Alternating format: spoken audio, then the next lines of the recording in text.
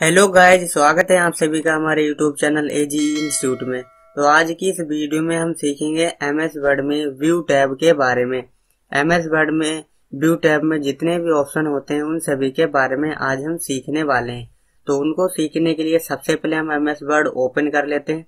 MS word open करने के बाद में आप जैसे व्यू टैब पर क्लिक करोगे तो यहाँ पर आपको इतने सारे सभी ऑप्शन देखने को मिलते हैं।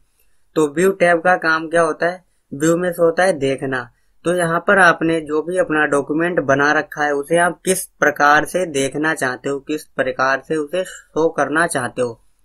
तो सबसे पहले यहाँ पर आपको ये 5 प्रकार के लेआउट देखने को मिल जाते हैं और यही आपको लेआउट सेम नीचे भी आपको यहाँ पर देखने को मिल जाते हैं। 5 प्रकार के जो हमारा स्टेटस बार होता है उसमें भी ये आपको डॉक्यूमेंट व्यू यहाँ पर जो शो हो रहे हैं 5 प्रकार के, वो आपको यहाँ पर भी शो हो जाते हैं।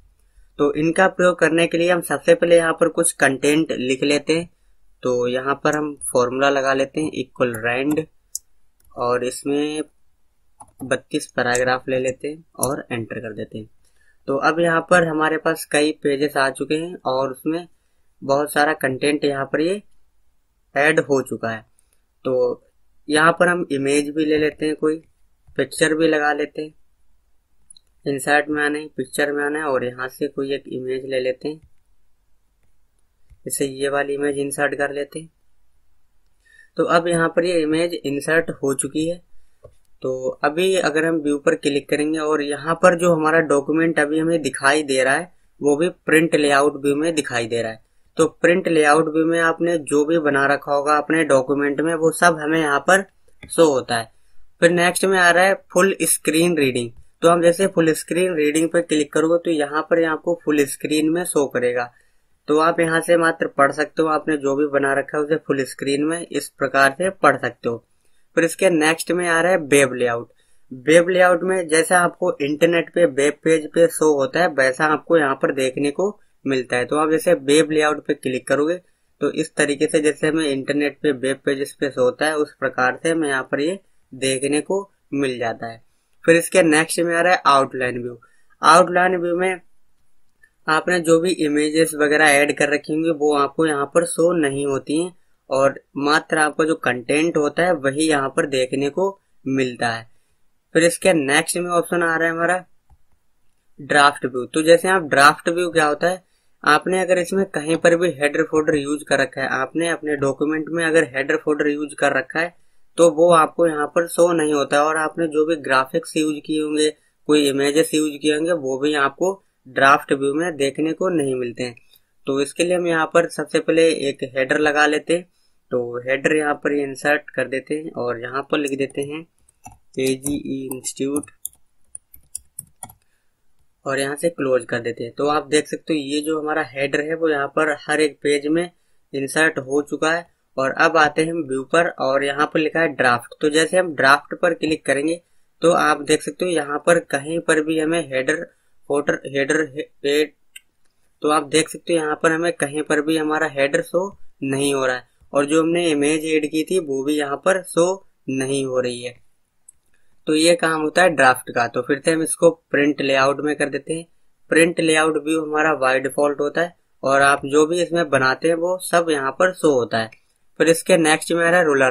तो आप देख सकते हो ये रोलर होता है, आपको हॉरिजॉन्टल में नजर आ रहा है ये टॉप में और आपको इधर वर्टिकल में यानी लेफ्ट साइड में भी यहाँ पर देखने को मिल रहा है। अगर आपको इसे हटाना है तो आप यहाँ से हटा सकते हो और लगाना है तो फिर से आप इस पर क्लिक कर सकते हो। ये यहाँ से हाइड और शो होता है। फिर नेक्स्ट में आ रहा है ग्रिड लाइन्स। तो जैसे आप इस पर क्लिक करोगे तो यहाँ पर आपको ये छोटे छोटे बॉक्सेस नजर आ रहे हैं। तो इसका काम आप यहाँ से देख सकते हो, आपके अपने जो भी हमारे यहाँ पर पेज है उसके मार्जिन कहाँ से कहाँ तक है, मतलब आप कहाँ से कहाँ तक लिख सकते हो। तो अभी आप देख सकते हो यहाँ से हमारा लिखना स्टार्ट हुआ और हम यहाँ तक लिख सकते हैं, इसके आगे कहीं पर भी नहीं लिखेगा। ये हमारा पेज का एरिया है, इतना छूट जाएगा चारों तरफ का। तो अब यहाँ से ग्रिड लाइन्स का प्रयोग कर सकते हो। फिर इसके नेक्स्ट में आ रहा है डॉक्यूमेंट मैप। तो डॉक्यूमेंट मैप क्या होता है, ये हमारा नेविगेट करता है, जो भी हमारा डेटा होता है उसको स्ट्रक्चर व्यू में शो करता है। तो हम जैसे यहाँ पर क्लिक करोगे तो अभी यहाँ पर कुछ नहीं आ रहा है, यहाँ पर बिल्कुल ब्लैंक शो रहा है। तो इसको देखने के लिए हम इसमें कोई भी लेबल ऐड कर देते हैं।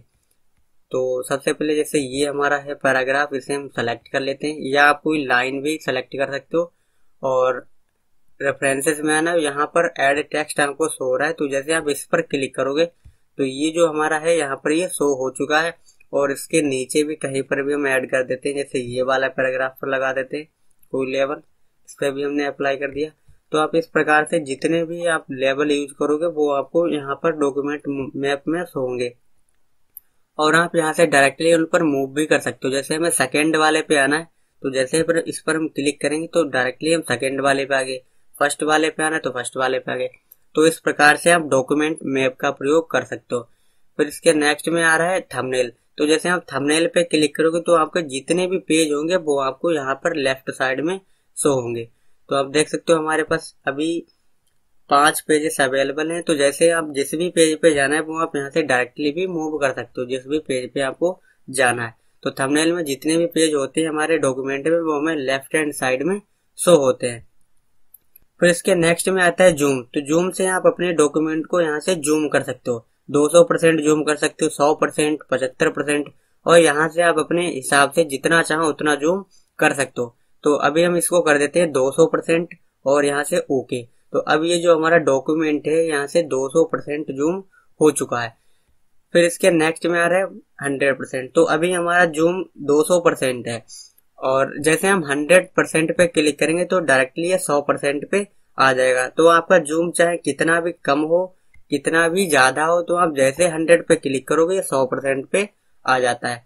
फिर इसके नेक्स्ट हमारा वन पेज। अगर आपको एक पेज पूरा देखना है तो आप वन पेज पे क्लिक करो, तो यहाँ पर आपको पूरा एक पेज शो हो रहा है। अगर आपको 2 पेज देखने हैं तो आप 2 पेजेस पे क्लिक करो, तो यहाँ पर आपको 2 पेज शो करेगा।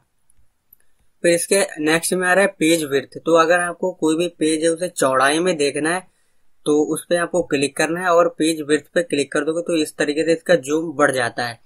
तो आप यहाँ से पेज विड्थ का प्रयोग कर सकते हो। फिर इसके नेक्स्ट में आ रहा है न्यू विंडो। तो अभी इसको हम 100% पे क्लिक कर देते हैं। तो अभी आप देख सकते हो हमने एमएस वर्ड जो है एक ही बार ओपन किया हुआ है। यहाँ पर अभी हमारी एमएस वर्ड की एक ही विंडो है। तो जैसे हम न्यू विंडो पे क्लिक करेंगे तो ये जो हमारा जितना भी इस वाले डॉक्यूमेंट में लिखा हुआ है बना हुआ है वो एक नए विंडो पे कॉपी पेस्ट हो जाता है ऑटोमेटिक। तो जैसे हम इस पर क्लिक करेंगे तो एक बार ये ब्लिंक होगा। तो आप देख सकते हो अब हमारे पास यहाँ पर 2 विंडो हो चुकी हैं, लेकिन जो डेटा हमारे इस वाली विंडो में है वही डेटा हमारी सेकेंड वाली फाइल में यहाँ पर आपको देखने को मिलेगा। जो भी हमारी विंडो करंट में होती है उसको ये ऑटोमेटिक एक नई विंडो पे कॉपी और पेस्ट कर देता है। तो अब यहाँ पर ये 3 विंडो हो गई हैं, आप देख सकते हो यहाँ पर 3 हो गई। तो आप जितनी बार यहाँ पर क्लिक करोगे उतनी ही यहाँ पर ये सेम वही विंडो कॉपी पेस्ट होती रहेगी एक नई विंडो पर। फिर इसके नेक्स्ट में आ रहा है अरेंज ऑल। तो अरेंज ऑल पे जैसे आप क्लिक करोगे तो आपके पास यहाँ पर जितनी भी विंडो है, अभी यहाँ पर एमएस वर्ड की हमारी 4 विंडो ओपन है। तो हम जैसे इस पर क्लिक करेंगे तो ये चारों विंडो इस विंडो पर यहाँ पर ये सेट हो जाएंगी। तो आप देख सकते हो एक विंडो हमारी ये है और एक इधर है और एक ये वाली है और एक ये वाली। तो आपने जितनी भी विंडो ओपन की होंगी वो सभी यहाँ पर ये अरेंज कर देगा। तो अभी इसको हम फुल कर लेते हैं। फिर इसके नेक्स्ट में आ रहा है स्प्लिट। तो स्प्लिट्स क्या होता है, आप जो भी आपका ये फाइल है डॉक्यूमेंट है इसे आपको 2 भाग में जहां से भी डिवाइड करना है उसके लिए आप स्प्लिट का प्रयोग कर सकते हो। तो आप जैसे इस पर क्लिक करोगे तो आपके कर्सर में इस तरीके से एक लाइन आ जाएगी। तो आपको इसे जहां से भी 2 भाग में डिवाइड करना है वहां पर आपको क्लिक कर देना है।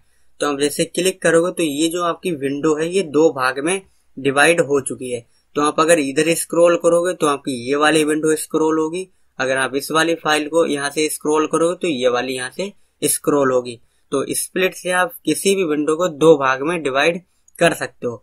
तो आप जैसे यहाँ पर हटाना है तो रिमूव स्प्लिट कर दीजिए, तो यहाँ से ये हट जाएगा। फिर इसके नेक्स्ट में आ रहा है व्यू साइड बाय साइड।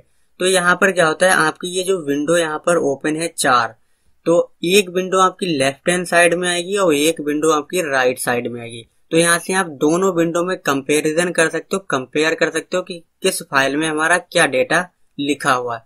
तो हम जैसे व्यू साइड बाय साइड पे क्लिक करोगे तो यहाँ पर ये आपने जितनी भी विंडो ओपन की होंगी उन सभी की लिस्ट आ जाएगी। तो यहाँ पर आपसे पूछ रहा है compare side by side with, आपको किस विंडो से कंपेयर करना है, किस विंडो को किस विंडो से कंपेयर करना है। तो यहाँ पर आ रहा है डॉक्यूमेंट 1, डॉक्यूमेंट 1 और 3, डॉक्यूमेंट 1 और 4 को आपको कंपेयर करना है। तो जो भी विंडो आपको चाहिए उस पर क्लिक करो, हमें 1 और तीसरी विंडो को यहाँ पर कंपेयर करना है। और यहाँ से हम जैसे ओके करेंगे तो ये हमारी फर्स्ट वाली विंडो और ये हमारी थर्ड वाली विंडो। तो इस प्रकार से आप देख सकते हो यहाँ पर ये हमारी विंडो दोनों आ चुकी है इस तरीके से। और इसके नेक्स्ट में ऑप्शन यहाँ पर आ रहा है सिंक्रोनस स्क्रॉलिंग का। तो जो हमारा सिंक्रोनस स्क्रॉलिंग होता है, जब यहाँ पर ये हाईलाइट होता है तो आप एक विंडो को यहाँ पर जैसे आप स्क्रॉल करोगे तो दोनों विंडो आपके साथ में स्क्रॉल होंगी। आप अगर इस वाली को स्क्रॉल करोगे तो साथ में वो भी स्क्रॉल होगी जो हमारे राइट साइड में, इसको स्क्रॉल करोगे तो लेफ्ट हैंड साइड वाले भी हमारी विंडो साथ में स्क्रॉल होती है। तो जैसे हम इस पर क्लिक कर देंगे और यहाँ ये जो हाईलाइट है इसको हम यहाँ से हटा देंगे, तो ये जो हमारी विंडो अब जो हम स्क्रॉल करेंगे मात्र वही विंडो यहाँ पर स्क्रॉल होगी। सेकेंड वाली विंडो स्क्रॉल नहीं होगी, जब आप करेंगे तभी यहाँ से ये स्क्रॉल होगी। और जब ये हाईलाइट रहता है तब आप एक स्क्रॉल करते हो तो आपकी दोनों विंडो साथ में स्क्रॉल करती हैं। फिर इसके नेक्स्ट में यहाँ पर आ रहा है रिसेट विंडो पोजीशन का। तो इसमें क्या होता है, तो सबसे पहले हम इसको किसी भी विंडो को यहाँ से फुल कर लेते हैं, मैक्सिमाइज कर लेते हैं। तो अब आप जैसे रिसेट विंडो पर क्लिक करोगे, रिसेट विंडो पोजीशन पर, तो अभी जैसे ही हमारी विंडो थी साइड बाय साइड पे आप वैसे ही यहाँ पर फिर से आ जाओगे। तो आप जैसे क्लिक किया तो देख सकते हो आप फिर से हम उसी पोजीशन में आ गए जिस पोजीशन में अभी हम यहाँ पर कंपैरिजन कर रहे थे। तो अभी फिर से हम इसको फुल कर लेते हैं यहाँ से और यहाँ से हम हटा देते हैं इसको। फिर नेक्स्ट में आ रहा है स्विच विंडो का। तो आप जैसे स्विच विंडो पे क्लिक करोगे तो आपकी जितनी भी विंडो ओपन होंगी वो यहाँ पर सभी शो हो जाएंगी। तो यहाँ से आप डायरेक्टली एक विंडो से दूसरी विंडो पर जंप कर सकते हो। तो जैसे हमें डायरेक्टली फोर्थ डॉक्यूमेंट पे जाना है, तो जैसे 4 वाले पे क्लिक किया तो ये फोर्थ डॉक्यूमेंट हमारा ओपन हो गया, आप देख सकते हो डॉक्यूमेंट 4। और आप इस प्रकार से स्विच विंडो का प्रयोग कर सकते हो एक विंडो से दूसरी विंडो पर जाने के लिए। तो ये हमारा सेकेंड वाली फाइल ओपन हो गई। फिर इसके नेक्स्ट में आ रहा है मैक्रो। तो मैक्रो का काम होता है जो भी हम यहाँ पर MS वर्ड में जो भी हम स्टेप करते हैं उनको रिकॉर्ड करने के लिए मैक्रो का प्रयोग किया जाता है। आप यहाँ पर MS वर्ड में जो भी आप यहाँ पर एक्टिविटी करते हो उसको यहाँ पर ये रिकॉर्ड करता है।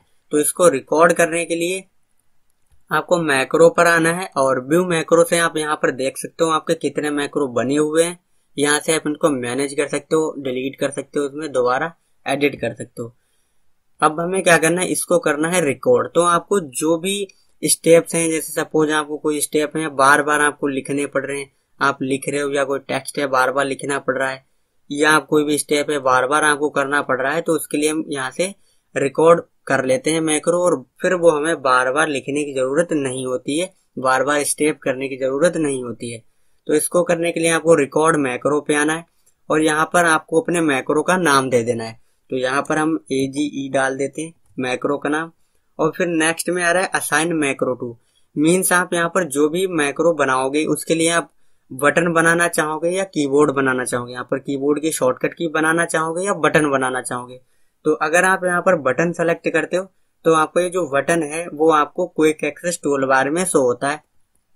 अगर आप कीबोर्ड यहाँ पर सेलेक्ट करते हो तो आप यहाँ से शॉर्टकट्स बना सकते हो।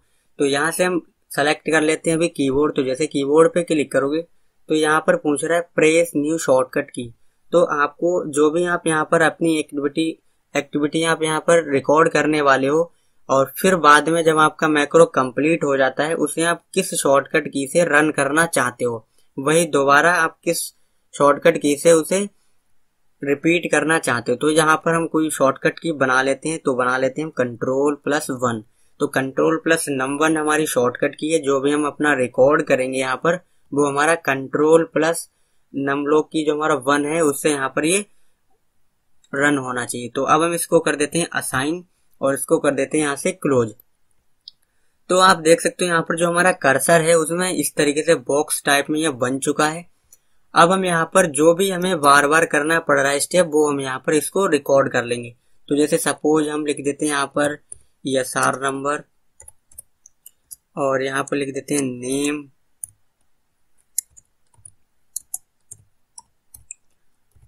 और फिर इसके नेक्स्ट में हमें क्या करना है, यहाँ पर 2 लाइनें सपोज हमें छोड़नी है बीच में, तो 2 लाइन छोड़ दी और यहाँ पर हम लिख देते हैं एड्रेस तो आपको जो भी स्टेप करने पड़ रहे हैं बार बार वो आप यहाँ पर उनको रिकॉर्ड कर सकते हो। जैसे सपोज हमें इतना लिखना था, एसआर नंबर, नेम और 2 लाइनें बीच में हमें छोड़नी थी और उसके बाद में एड्रेस और उसके बाद में फिर मैंने एंटर कर दिया। तो अब ये जो हमने यहाँ पर जितना भी लिखा हुआ ये सब रिकॉर्ड हो गया है, रिकॉर्ड हो रहा है अभी भी। अगर आप चाहते हो बस इतना ही हमें रिकॉर्ड करना था तो अब हम यहाँ से आएंगे मैक्रो पर और इसको कर देंगे स्टॉप रिकॉर्डिंग। तो हम जैसे स्टॉप रिकॉर्डिंग करोगे तो आपने जो भी अभी स्टेप किया है वो अब हमारा रिकॉर्ड हो चुका है और उसको रन करने के लिए अब आपने जो भी शॉर्टकट की बनाई थी वो आप यहाँ पर प्रेस कर सकते हो। तो हमने बनाई थी Ctrl+Numlock 1। तो हम जैसे Ctrl+Numlock 1 प्रेस करेंगे तो हमने जो भी रिकॉर्ड किया था वो यहाँ पर ये रन हो चुका है। तो आप देख सकते हो हमने एसआर नंबर लिखा था, नेम लिखा था और बीच में 2 लाइन्स हमने यहाँ पर छोड़ी थी और नीचे लिखा था एड्रेस। तो ये अब हम जितनी बार भी यहाँ पर Ctrl+Num1 प्रेस करेंगे तो बार बार ये यहाँ पर वही रन करेगा। तो अगर आपने जो भी शॉर्टकट की बनाई है अगर आप भूल जाते हो तो इस कंडीशन में आपको क्या करना है, मैक्रो पर आना है और व्यू मैक्रो पे आपको क्लिक करना है और यहाँ से आपने जो भी नाम दिया था वो यहाँ पर आपको शो हो जाएगा और उसको आप यहाँ से रन कर सकते हो। तो वो यहाँ पर रन हो जाएगा। अगर आप चाहते हो ये मैक्रो में हटाना है तो आप जैसे आप एक बार मैक्रो को यहाँ पर रिकॉर्ड कर लेते हो और फिर आपने जो भी शॉर्टकट की बनाई होगी उसको रन करने के लिए फिर आप जब भी MS वर्ड ओपन करेंगे और वो शॉर्टकट की प्रेस करेंगे तो आपने जो रिकॉर्ड किया था वो बार बार रन होगा। तो अगर आप चाहते हो वो रिकॉर्ड जो भी हमने किया है वो रन नहीं होना चाहिए तो आपको व्यू मैक्रो पे आना है और यहाँ से आपको वो मैक्रो डिलीट कर देना है। डिलीट करने के बाद में फिर आपने जो शॉर्टकट की बनाई थी उसे आप प्रेस करेंगे तो वो मैक्रो यहाँ पर हमारा रन नहीं होगा। तो आपने देखा व्यू टैब में जितने भी ऑप्शंस होते हैं वो आप इस प्रकार से इनका प्रयोग कर सकते हो। तो अगर आपको ये वीडियो हमारी पसंद आई हो तो वीडियो को लाइक कीजिएगा और चैनल को सब्सक्राइब करना मत भूलिएगा ताकि आप इसी तरीके से हमारी नई नई वीडियो देख पाएं सबसे पहले। तो मिलते हैं कि नेक्स्ट वीडियो में, तब तक के लिए बाय बाय।